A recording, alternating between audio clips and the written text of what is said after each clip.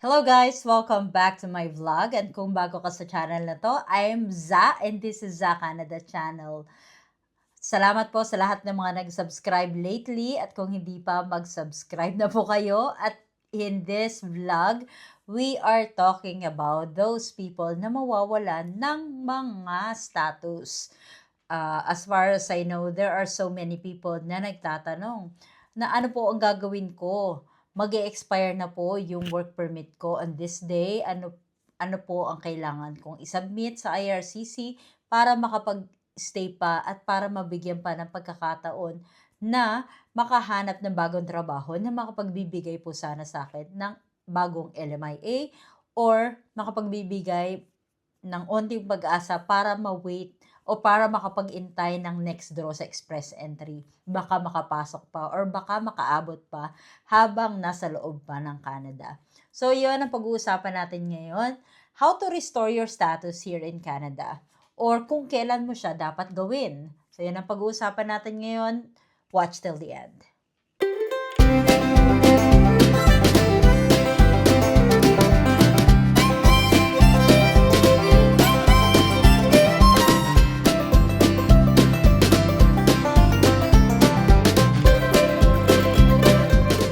So in this episode, we are going to talk about specifically restoration of status. Ano nga ba ang restoration of status? Kasi may mga tao na nagtatanong na my work permit is still valid until March of 2026. Do I need to submit a restoration of work permit status?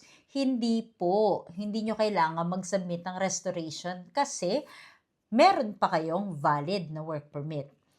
Ang restoration let's go to that later. If your work permit is still valid, then you have to apply for work permit extension or maintain status, which means na kung maintain status ka, you are still eligible to work or follow the same condition of your existing work permit.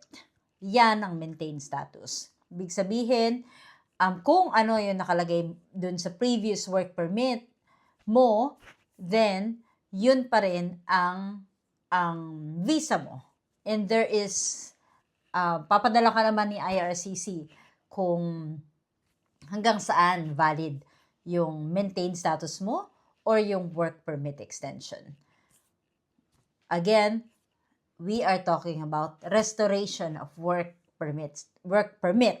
Restoration ng work permit, which means na unfortunately, hindi ka pala na-inform or wala na pagsabi sa'yo or hindi ka gumawa ng due diligence or hindi mo naalala, oo nga pala, nag-expire na nga pala yung work permit ko nung December, anong gagawin ko? Or let's say December 30, ano ang gagawin ko? Ano ba yan? Hindi ko napansin. Kakatrabaho ko, sa sobrang busy ko sa trabaho, hindi ko napansin na nag-expire na pala ang work permit ko. So ngayon, kailangan mo mag-apply ng restoration of status or restoration ng iyong work permit. This is important. As soon as you find out or from the time that you find out na expire na pala yung status mo sa Canada. Let's say, for example, wag naman tayo lumayo ng December 30 kasi 2 weeks ago na yan. Let's say, for example, kahapon, nag-expire yung work permit mo. Today, you have to stop working. Completely stop. Kasi hindi ka na pwedeng magtrabaho. Or according to your work permit, if you are going to read the condition of your work permit, it says there specifically until what date you are only allowed to work here in Canada. Unless, yun nga, nakapag-apply ka ng work permit extension. Pero kung hindi, you have to stop working. So, kung hindi ka nag-apply bago siya nag-expire, then you have lost your status. Wala kang status. TNT ka. Kumbaga, at kailangan mo ng restoration or restore application para bumalik ang iyong legal status. So, wag magtago, okay? Sayang yung taon na ini-spend mo dito sa Canada kung after your status, magtatago ka lang or ano ka lang, diretso ka lang pagtatrabaho at magtatago forever. Mahirap yung ano, 'di ba? Sabi nga nila, 'di ba? Kapag may tinatago ka sa puso mo, laging may tinik. Lagi ka parang ano, hindi mapakali or walang peace of mind. Well, pag-usapan naman natin, sino ba ang pwede mag-apply? Who can apply to restore their status here in Canada? So the first one, it should be applied within 90 days from the date that nag-expire. From the date that your status expired or from the date na nag-expire ang permit mo. As I mentioned yesterday, not yesterday, earlier in this vlog, let's say, kahapon nag-expire yung permit mo. If your permit expired yesterday, then count ka 90 days from that day. Yun yung expiration ng panahon kung pwede ka lang mag-apply. So act fast. Hindi mo naman kailangan mag-intayin hanggang 90 days para mag-apply. Kung kahapon, napansin mo na, oo, expired na pala. Expired na pala yung yung work permit ko. Apply ka na agad. Huwag mo nang intayin yung 90 days or gather all of the required documents. Then, submit an application through IRCC. Huwag mo nang patagalin. Okay?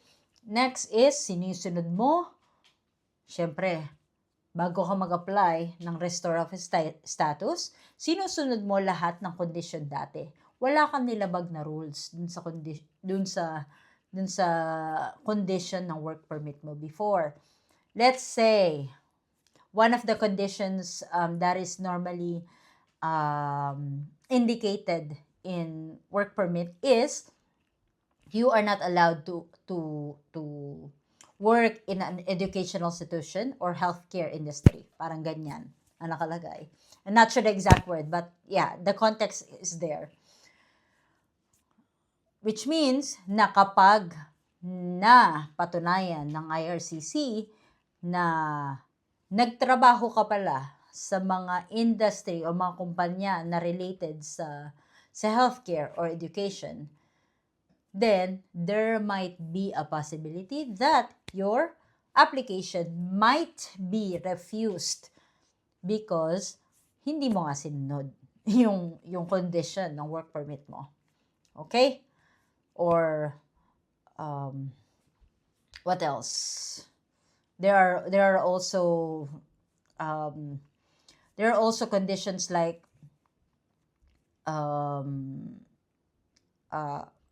yung sa adult related industry, of course, dapat hindi ka nagtatrabaho sa mga ganyan.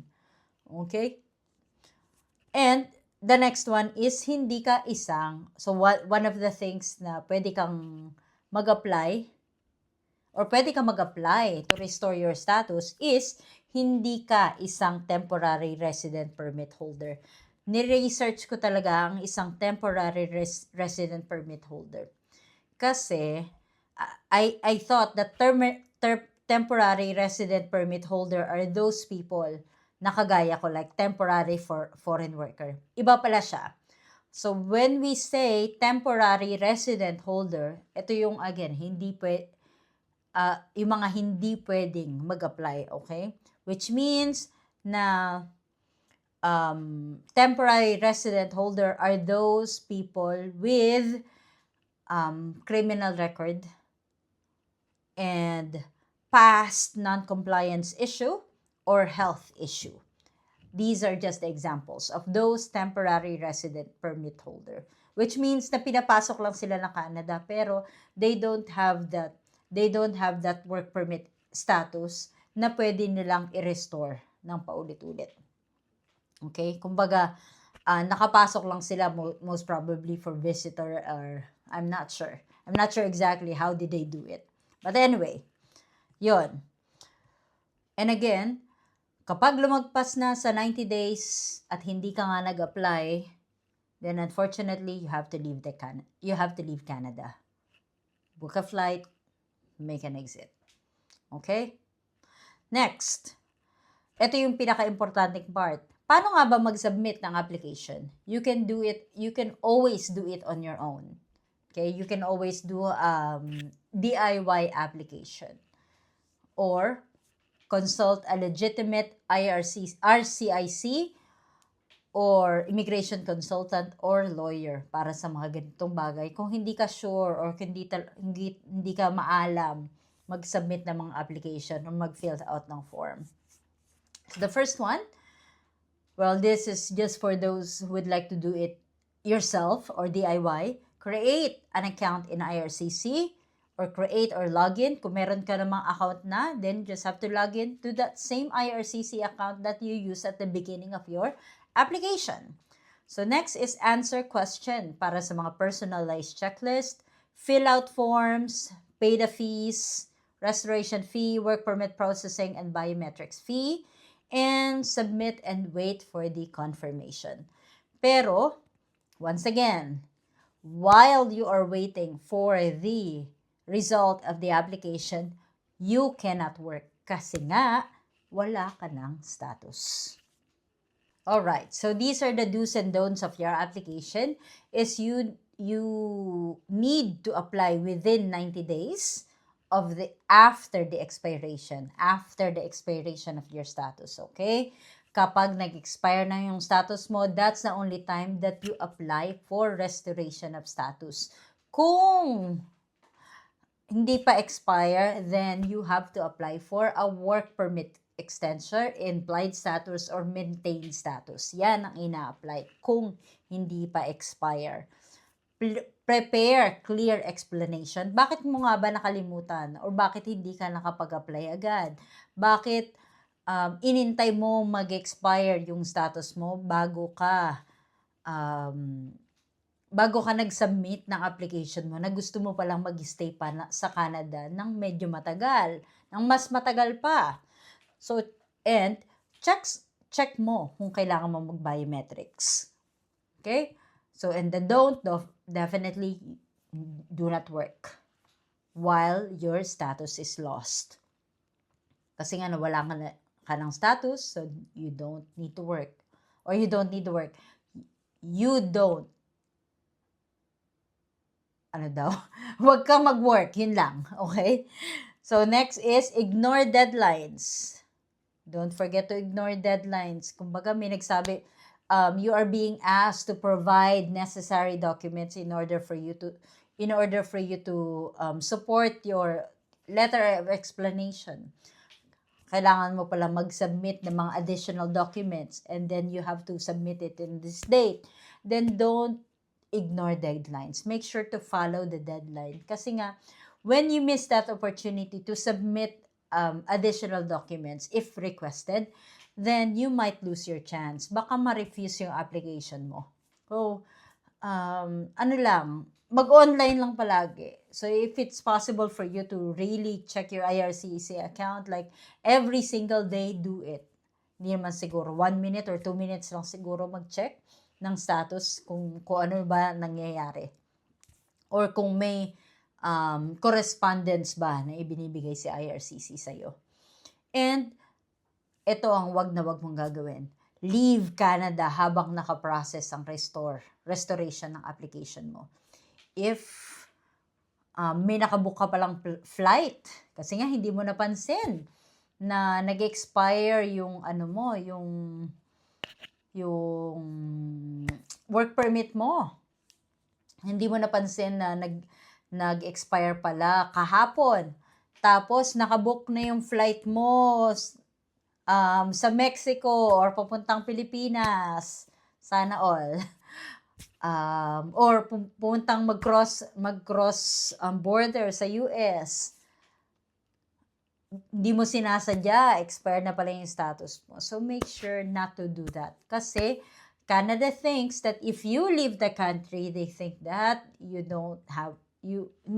mo na kailangan yung restoration ng status kasi nga nag-exit ka na ng country. So, wait for that letter first or wait for the approval letter first ng restoration ng status mo bago ka umalis ng bansa. Alright, so guys, sana may natutunan kayo sa video na to. So, quick recap lang.